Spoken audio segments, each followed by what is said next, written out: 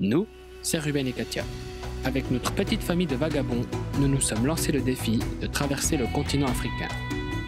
Notre fidèle compagnon Pumba, un Mercedes 310 4x4, nous emmènera partout à travers le monde. Que ce soit sur la neige, le sable ou les pistes, il fera en sorte de donner le meilleur de lui. À travers nos vidéos, nous souhaitons te partager notre quotidien, nos découvertes, les rencontres et plein de belles choses.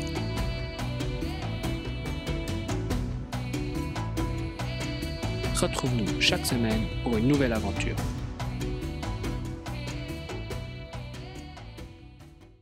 Hello à tous et bienvenue dans ce nouvel épisode. Nous sommes actuellement au sud-est du Sénégal et dans cet épisode, on a voulu aller dans une réserve nationale très connue ici au Sénégal. Sauf que imprévu, on n'a pas pu le faire pour une raison bien précise. Vous verrez plus tard dans la vidéo. Pour se rendre jusqu'à là-bas, on avait deux choix, soit de prendre la nationale et y être en quelques heures, ou faire un grand détour de 300-400 km par les pistes, et c'est ce qu'on a choisi parce que nous c'est notre vision, c'est de se perdre un petit peu dans les terres, voir des choses hors des sentiers touristiques. Et du coup, je vous laisse sur ça. Pensez à commenter, liker, vous abonner et regarder la vidéo jusqu'à la fin. Ça nous aide pour les référencements. Et on se retrouve plus tard.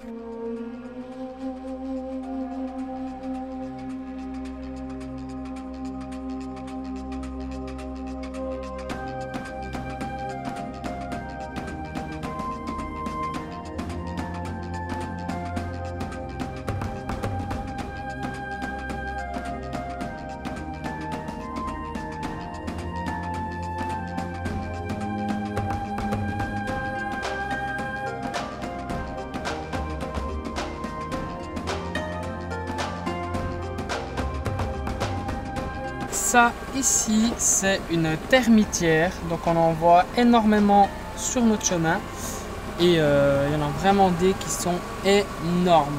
Celle-ci par exemple elle est quand même plutôt grande.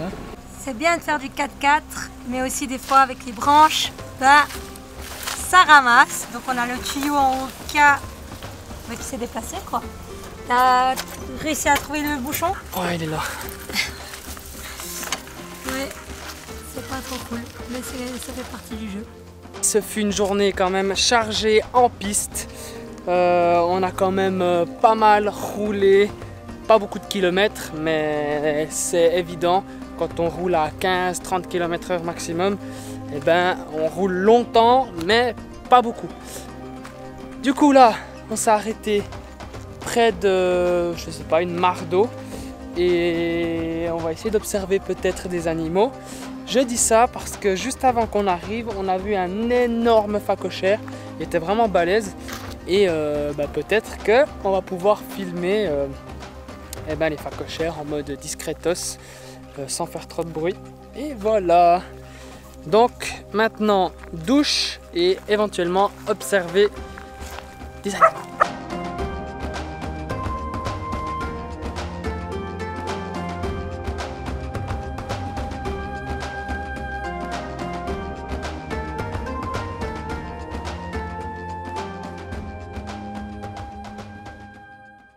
Réveil sur notre spot et on n'a malheureusement pas vu de phacochère pendant la nuit, à part celui, le tout premier quand on est arrivé sur le spot. Mais c'est pas grave, certainement qu'ils sentent aussi l'odeur de nos loulous et puis ils se rapprochent pas trop, ou peut-être simplement du bruit. Et du coup voilà, c'est pas grave. Seule chose qu'on a pu quand même remarquer, c'était des sortes d'aboiements, de grognements, mais c'était pas le bruit de chiens errants ou comme ça.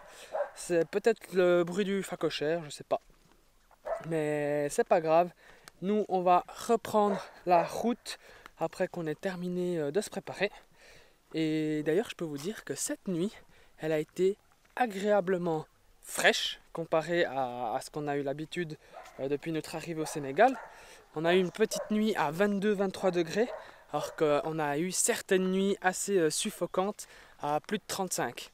Du coup voilà, ça fait du bien, j'ai sorti la polaire parce que le matin 7h il fait quand même frais. Et voilà, let's go, terminé de se préparer et on y va.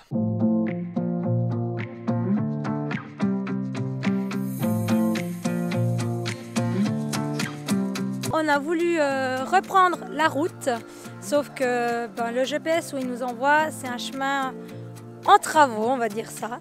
Donc le problème, c'est que on est en train de tenter de passer et on a un gros souci, c'est qu'il y a un gros trou et on n'arrive vraiment pas à passer. Donc là, Ruben il recule, il va reculer doucement en espérant que ça ne passe pas dans le véhicule.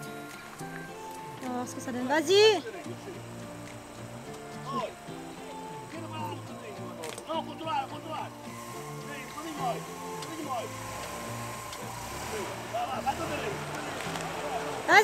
Vas-y!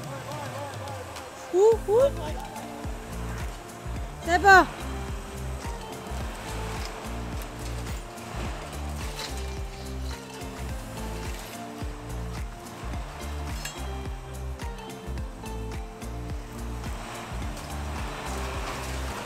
Non! Oh putain! Le stress que j'ai eu! Ah putain! Ruben il est en train de mettre des rochers pour Préparer le terrain pour le suivant. pour le suivant parce que je peux vous dire que je crois que j'ai eu la peur de ma vie avec le véhicule. J'ai eu les jetons parce que Ruben c'est une chair rapprochée du bord et en fait au bord, vous voyez, il y a des trous. Donc c'est bon, je crois que j'ai eu la peur de ma semaine là. Doucement! Bon, moment un petit peu chaud. C'est vrai que c'était stressant, vu que je passais le premier, je ne suis pas passé à fond les manettes. Et première tentative, pas réussi. Du coup, j'ai reculé un petit peu. Et on a rajouté un petit peu du côté droit des cailloux, des troncs et tout. Et c'est ce qui a réussi à passer l'obstacle, quoi. Malheureusement, on n'a pas toute la séquence parce que Katia elle a eu un coup de peur. J'ai un peu de stress là, ça m'a... C'est pas grave. Vous avez la deuxième séquence où il y a mon père qui passe et puis que ça passe tout seul, quoi. Ouais. Une fois qu'on a la technique et tout, voilà. Donc maintenant, let's go. On a encore 24 km de piste jusqu'à arriver au goudron normalement. Et après, on regarde ce qu'on va faire par la suite. Sur notre chemin, pendant qu'on roulait, donc on a rencontré un amas de boules blanches, on va dire ça. On ne savait pas trop si c'était de la laine ou du coton, mais c'est du coton. Et puis là, vous avez les plantes, là, les buissons. Je vais vous montrer ça plus près. C'est avec ça qu'on fait nos vêtements, hein, t'as vu? Exactement. Bon, moi je connais ça déjà. C'est comme ceci. Donc, on les prend là-dedans et après on les récolte et on le travaille. On le travaille. Tu sais, je pense. Puis là-bas, c'est. Ouais, tu le travailles. C'est un peu nettoyé, on dirait, parce qu'il a l'air plus blanc que ceux qu'on trouve par terre. Coton. Ouais. Après, donc il va être travaillé. C'est ouf, hein? Là, c'est tout un amas de coton ici et puis ici. C'est ouf parce que moi j'ai appris ça pendant ma formation dans le textile et on avait juste vu un extrait, mais de voir ça au plus près, c'est impressionnant. Puis le boulot que ça doit être surtout. Ouais, c'est du boulot, mais après donc il est travaillé pour que tu puisses l'utiliser pour les vêtements. Donc voilà. La petite découverte de la journée. Ouais. Je rectifie quand même, c'est pas ça en fait le buisson du coton, c'est ce qu'il y a là. En fait ça, c'est ça, mais ça c'est coupé. Et ça c'est la vraie plante, on va dire ça comme ça. Et on voit du coup avec les petites boulettes de coton. Donc je sais pas si... Peut-être que celles-ci sont en attente d'être récoltées, je sais pas. Parce qu'il faut qu'elles grossissent comme là, tu vois. Ouais. Faut qu'elles prennent du volume. Parce que ça sert à rien de récolter. C'est dingue, hein? Ouais, c'est cool de voir ça en vrai.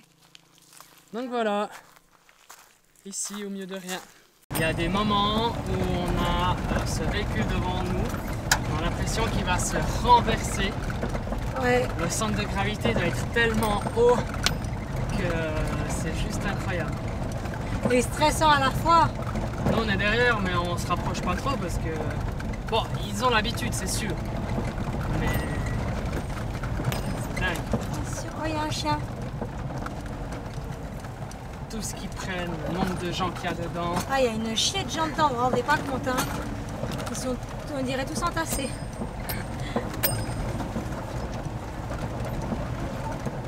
Malheureusement, ce qu'on voulait faire du coup pour cette vidéo, c'est pas possible. Non. Parce qu'on a les chiens et que les chiens sont formellement interdits. On a essayé de négocier en leur expliquant que même s'ils voyaient des animaux à travers la fenêtre, ils étaient sages. Le guide le garde à l'entrée était d'accord, mais il s'est quand même dit qu'il y a des agents dans le parc et que s'ils voyaient, que c'était un petit peu embêtant, quoi. Ouais, c'était plus pour eux.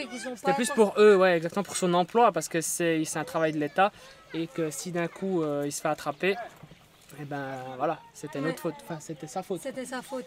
Donc c'est tout à fait normal, on est tout à fait compréhensible, les chiens n'ont pas le droit. On aura tenté. Et c'est pas grave, on continue notre route et on verra ce qu'on va faire, quoi. Et on va voir ce qu'on va faire. Donc là, vous voyez, c'est le parc national du Nyokolokoba.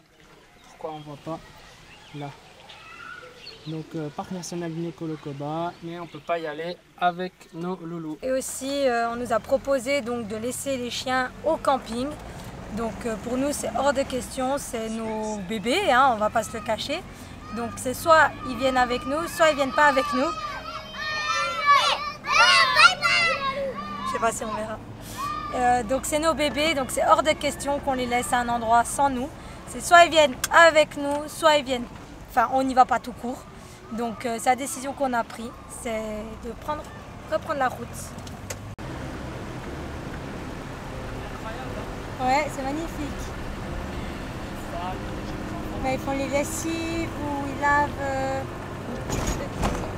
C'est beau, hein. Depuis qu'on est au Sénégal, on voit beaucoup de feux, soit déjà éteints mais que ça fait toujours de la braise, soit des terrains complètement, on va dire, cramés. Donc là, on est dans un lieu où il y a, c'est vrai, on ne va pas se le cacher, mais il y a beaucoup de feux, soit presque éteints. On voit beaucoup de fumée dans le ciel, monter en hauteur et tout. Donc je vais vous montrer quelques séquences pour vous rendiez quand même compte, quoi, parce que c'est vraiment triste.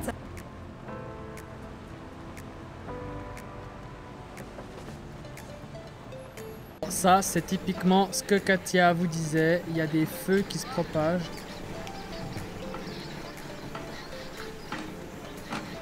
C'est incroyable.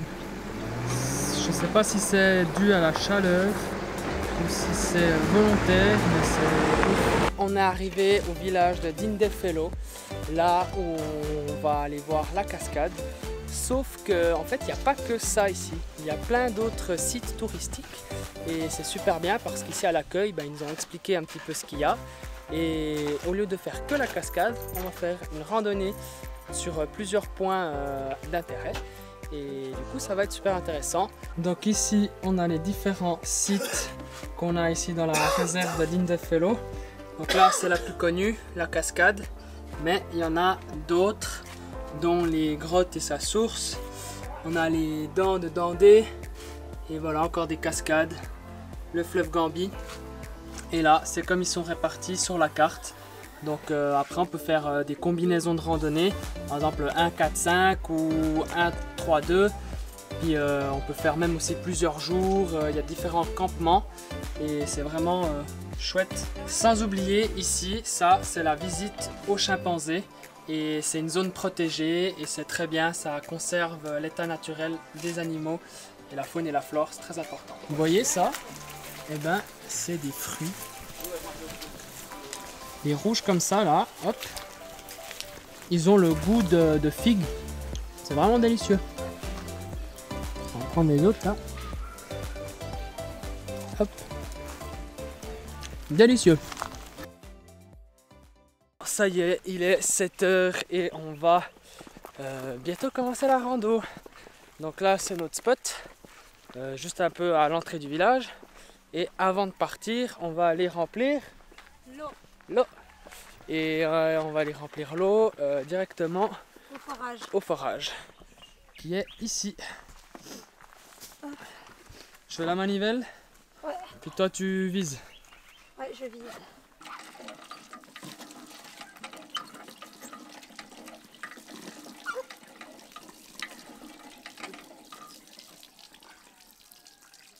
Katia, elle aime bien la petite biquette là. Mais j'aime bien aussi l'autre en fait. Est-ce qu'on la prend avec nous en voyage ou non? Je crois qu'elle veut pas. Elle s'est dit non. Qui est pour? Lève la main. Qui est contre? Ben, ne dis rien. Moi, je suis contre, je lève la main. Non, j'ai dit qui est pour? Lève la main. Qui est contre? Ne dis rien. Bah, tant pis. Donc, t'as levé la main, ça veut dire que t'es pour. Non. Oui. T'inquiète, un jour on aura une biquette.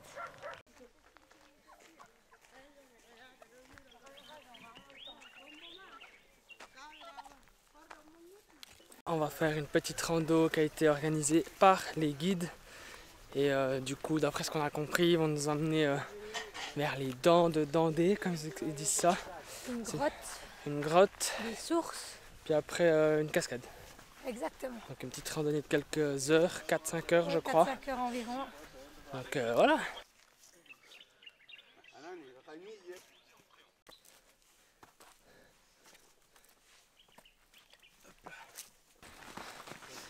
Regardez la vitesse à laquelle ils descendent ça. En plus en claquette. C'est vraiment dangereux mais ils ont l'habitude. Bonjour.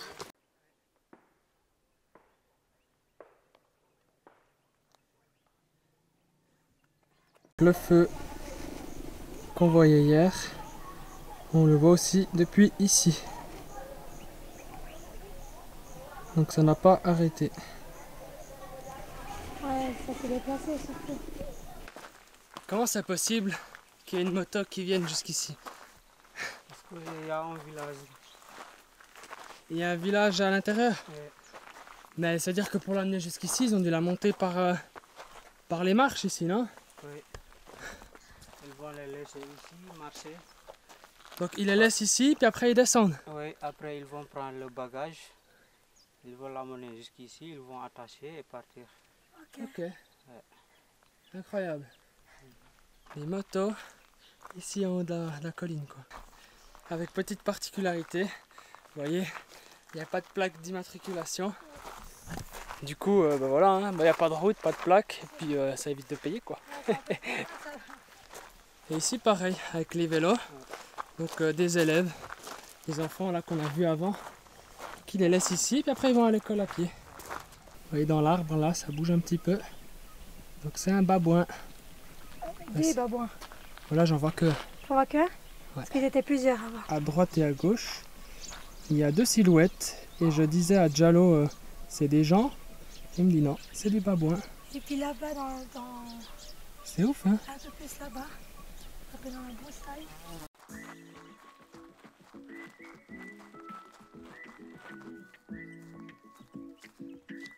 Pourquoi on appelle les dents de Dantée? Parce qu'ils sont séparés comme les dents. Ok. Donc, raison pour laquelle on est venu découvrir et voir. Et on les a appelés les dents de Dandé. Parce que Dandé, c'est près, il y a un village après ici. Ok. D'accord. Donc voilà. Les fameuses dents de Dantée.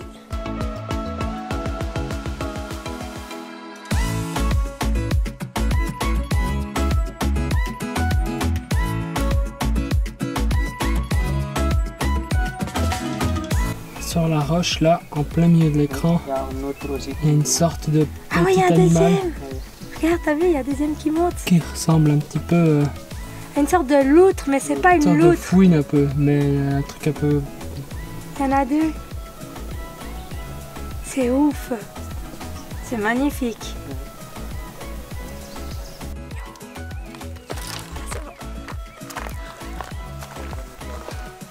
Ah, on est venu par là. Ouais. Ok. Du coup, premier point d'intérêt fait. Maintenant, on va aux grottes et on a à peu près 2 km, paraît-il.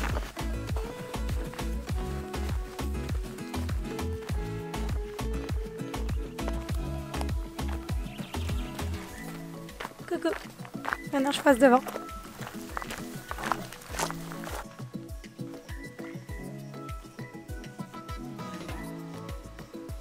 Donc ici, il y a peut-être aussi des gens qui habitaient à l'époque, non? Oui, c'est les anciens parents qui étaient là. Donc c'est ici qu'ils cachaient leurs armes. Ouais. C'est ici qu'ils fabriquaient leur poudre. Donc il y a des trous là où ils se cachaient.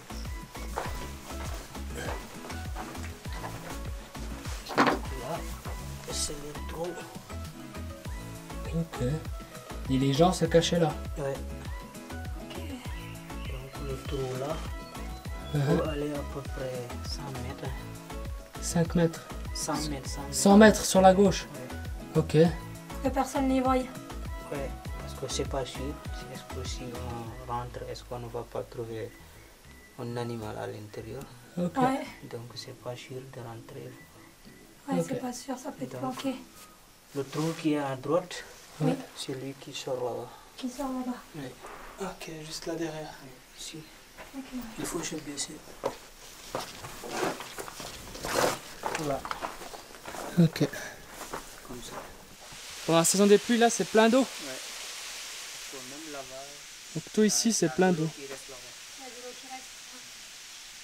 Donc là, c'est l'origine de la cascade. Donc la source, elle coule le long des rochers. Et après, elle tombera tout là-bas en bas. Et c'est le dernier point d'intérêt qu'on va aller visiter. Donc la grande cascade de Bundefelle. Ici, on a un énorme baobab. Et tous ces fruits qu'on voit partout, c'est le fameux pain de singe qu'on a utilisé dans notre dernière vidéo pour boire le jus. Et c'est ce qui m'a soigné du rhume des fesses. On a décidé de faire un petit détour, donc on va à la cascade d'Afia avant d'aller à la grande cascade. Et ici devant moi, on a du coup le village d'Afia.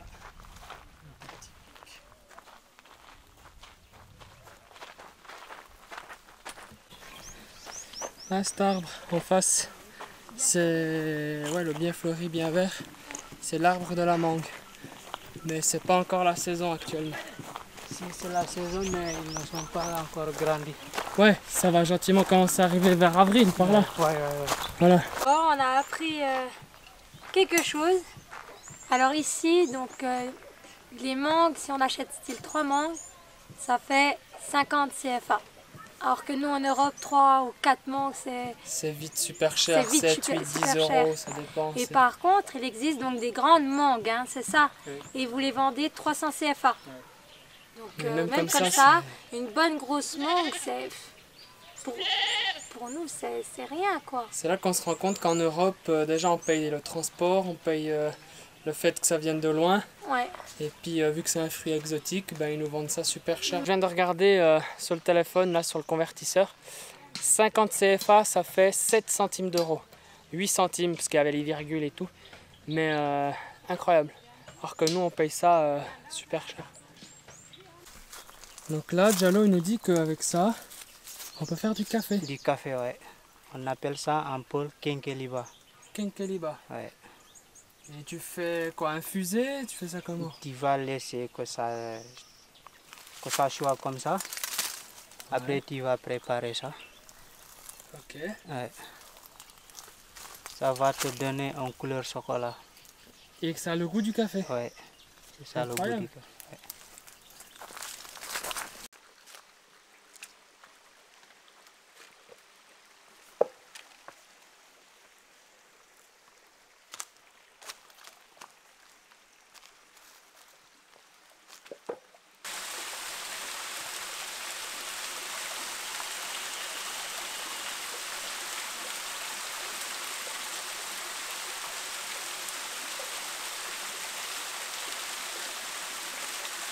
Comme vous avez pu voir, l'eau est super bonne. J'ai bu, elle est super fraîche. Elle vient de la source, donc il n'y a pas mieux comme eau quoi. Et là, Diallo, t'as dit qu'on allait Voir la cascade de Ségou. la cascade de Sédou. Ségou. Ok. Donc il y a une cascade encore un petit peu plus loin. Katia elle est restée vers l'autre cascade d'Afida. Et parce qu'elle est un petit peu fatiguée, elle a mal aux genoux. Et nous on s'aventure jusqu'à la cascade de Ségou. Hop. Un petit saut.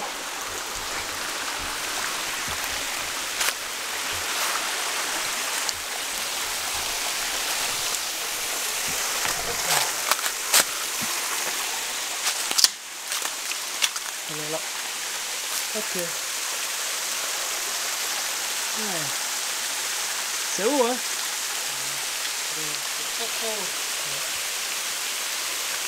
C'est très risqué, sinon on pouvait descendre. Ouais. Je respecte ces personnes qui tiennent sur la tête en équilibre et en plus avec des enfants parfois dans le dos. Nous, on est en chaussures, on glisse et eux ils sont en petites claquettes et ils glissent pas.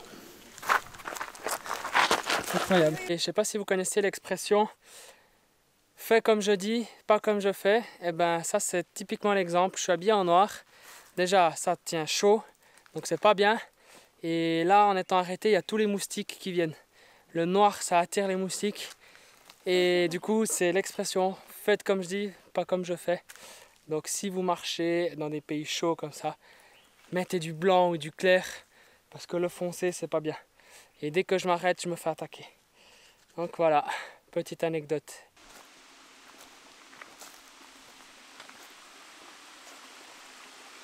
La cascade, t'as dit, elle fait 115 mètres hauteur. 115 mètres d'auteur. Ok. Contente d'être arrivée? Oui.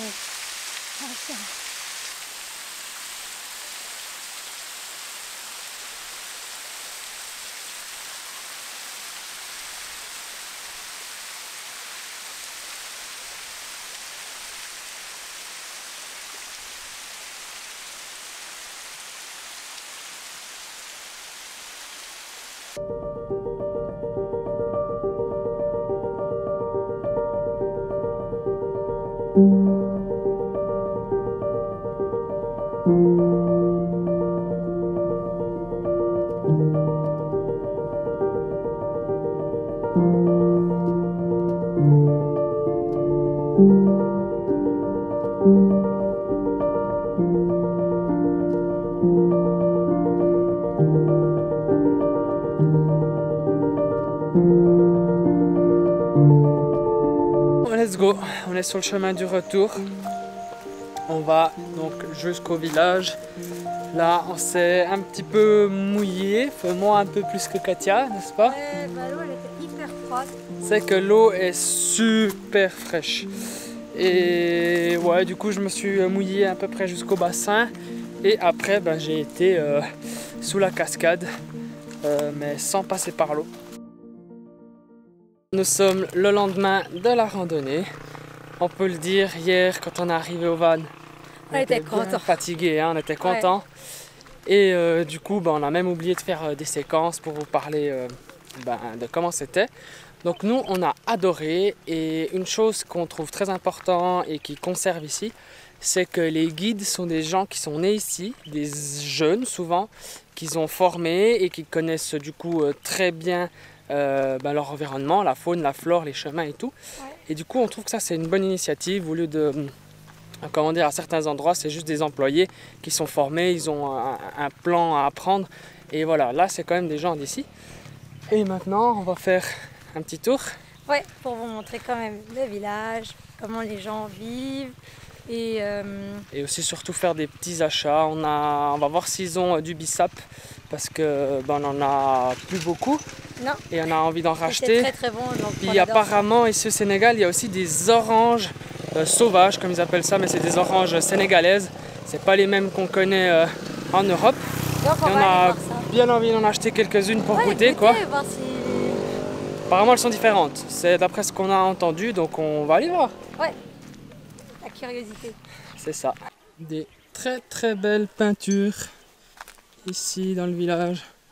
Donc là on arrive très bien à comprendre que c'est la période très verte.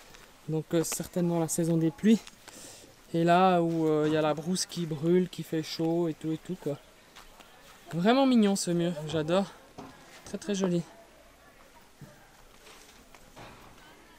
On a fait le tour du village, on n'a pas trouvé de bissap ni d'orange. Donc ça se trouve au marché hebdomadaire le dimanche. Mais par contre, on a trouvé des mangues. Et là, il y en a 12. Et pour les 12 mangues, on a payé 1000 francs. Donc ça fait 1,50 €. Donc autant dire qu'on est content. Ouais. Nous, on adore la mangue, les chiens, ils adorent la mangue. Et voilà, trop bien. Comme ça, tout le monde est content. Donc voilà les poubelles de recyclage, un Witry le papier, le plastique, le métal, et les verres et batteries. Il y en a plusieurs, enfin il y en a 2-3 encore dans le village. Et ce qui est bien, c'est qu'en fait ils font de la prévention dans les écoles, donc de temps en temps ils vont dans les écoles expliquer qu'il ne faut pas jeter, qu'il faut recycler, etc.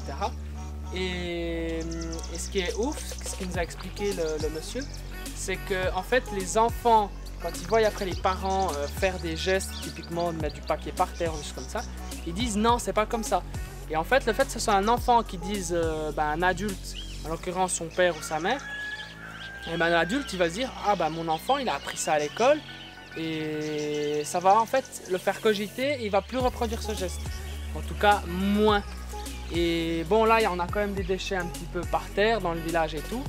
Mais ils nous ont dit que le fait qu'il y ait le Covid, enfin la période de Covid, moins de touristes et tout, c'est vrai qu'ils ont un petit peu relâché cet effort.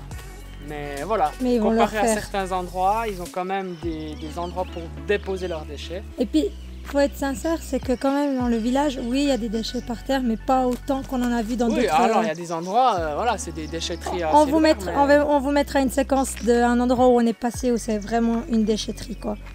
Juste pour que vous vous rendiez compte le contraste. J'espère que vous avez aimé visionner cette vidéo, que vous avez voyagé le temps d'un instant avec nous à travers ces images. Et comme d'habitude, vous connaissez, abonnez-vous, likez, commentez et on se retrouve la semaine prochaine. Ciao!